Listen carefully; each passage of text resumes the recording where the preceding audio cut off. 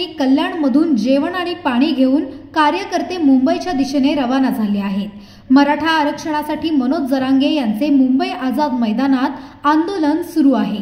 या आंदोलनात मोठ्या संख्येत मराठा बांधव सहभागी झाले आहेत। या आंदोलनकर्त्यांसाठी जेवण पाण्याची सोय कल्याणमधील सकल मराठा समाज सेना यांच्या वतीने करण्यात आली आहे। पाणी आणि जेवण घेऊन एक टेम्पो मुंबईच्या दिशेने रवाना झाला आहे। जोपर्यंत आरक्षण मिळणार नाही तोपर्यंत हे आंदोलन संपणार नाही, असा इशारा यावेळी मराठा बांधवांनी दिला आहे।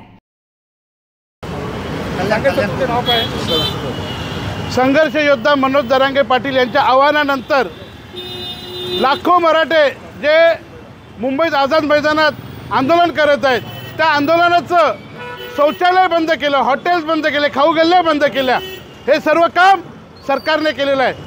देवेंद्र फडणवीस साहेब, तुम्ही आम्हा मराठ्यांचं पाणी बंद केलं, आम्ही गरीब मराठे आहोत, गरजवंत मराठे आहोत, हा बघा, हा ऐसर भरून हे साहित्य आमच्या बांधवांसाठी आम्ही घेऊन चाललो आहेत। आम्ही तिथे अन्नछत्र सुरू केलेलं आहे आणि हे अन्नछत्र कायम राहणार आहे। जोपर्यंत आम्हाला आरक्षण मिळणार नाही आम्ही आझाद मैदानातून हटणार नाही आणि आमचं हे अन्नछत्र कायम राहणार आहे।